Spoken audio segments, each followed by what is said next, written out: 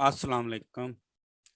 Subscribe my AG Ahmed educational channel. अस्सलाम वालेकुम dear students, how are you.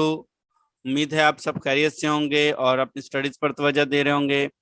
आजकल हम एक्टिव पैसिव पढ़ रहे हैं और आज का हमारा टॉपिक है active passive of future indefinite tense. याद रखें बेटे, इसके अलावा भी मेरे और चैनल्स हैं, उनका नीचे डिस्क्रिप्शन के साथ जो वी का निशान है उनमें उनका लिंक दिया हुआ है, वो भी लाजमी देखें और सब्सक्राइब करें।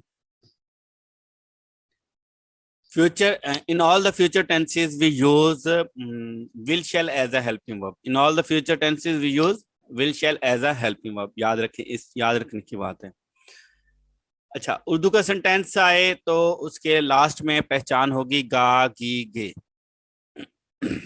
Method of making future indefinite tense के उर्दू का सेंटेंस आए तो हम एक्टिव वॉइस में उसको तब्दील करेंगे इंग्लिश में। पहले हम सब्जेक्ट लिखेंगे, फिर विल शैल में से एक लगाएंगे, फिर फर्स्ट फॉर्म ऑफ वर्ब लगाएंगे, फिर ऑब्जेक्ट लगाएंगे। जैसे शी विल वॉश क्लॉथ्स, वो कपड़े धोएगी।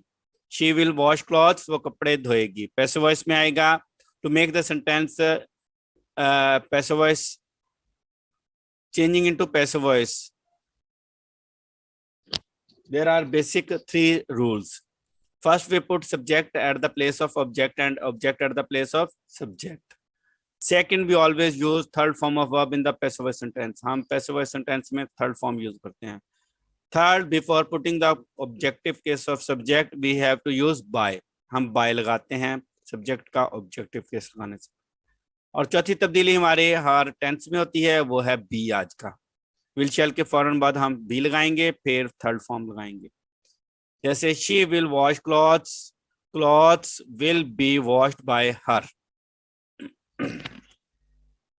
ही she it and singular, he she it they you singular and plural noun के साथ हम विल लगाएंगे। आई और वी के साथ हम शैल लगाएंगे। ये समझें कि सब आई और वी के साथ हम शैल लगाएंगे, बाकी सब के साथ हम विल का इस्तेमाल करेंगे, नाउन्स के साथ भी बाकी। फिर इसके बाद है हमारा आई और वी के साथ हम विल का इस्तेमाल कर लें तो वो भी गलत नहीं होगा, लेकिन बोर्ड में इस तरह नहीं है कंसेप्ट रखते।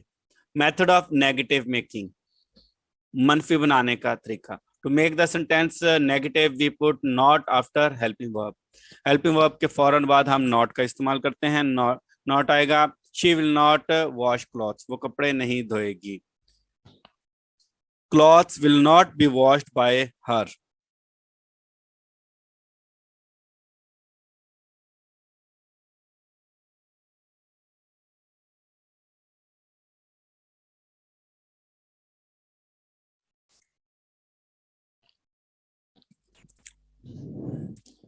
था हमारा sentence will she wash clothes, passive voice में ये चेंज होगा will clothes be washed by her. और लास्ट में हम लगाएंगे क्वेश्चन मार्क। इसके बाद है हमारे प्रैक्टिस के sentences.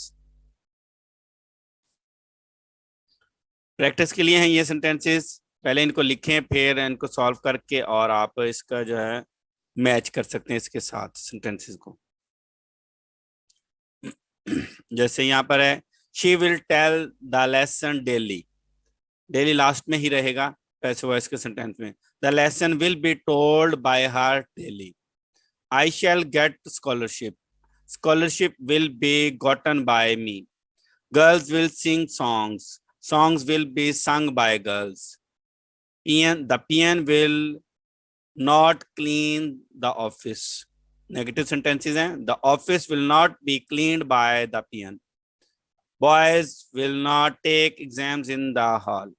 Exams will not be taken by boys in the hall. I shall not take tea tomorrow. Tea will not be taken by us tomorrow.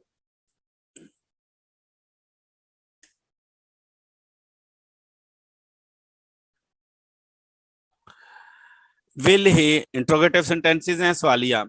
Will he accept his mistake? his mistake will be accepted by him. He जो है उसी के his जो है ना उसके साथ ही आएगा, ये possessive pronoun जो है. Will they visit the zoo? The will the zoo be visited by them? Question mark. Shall I get scholarship? Will scholarship be gotten by me? Question mark. Who वाला sentence है? Who will cut the vegetable? Question mark. By whom? Who को हमने by whom में तब्दील करना है. By whom will the vegetable be cut? Question mark. Have a nice day. Allah Hafiz.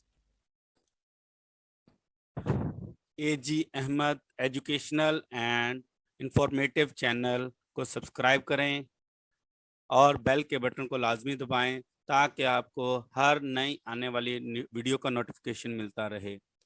Okay, have a nice day. अल्लाह हाफिज. Good bye.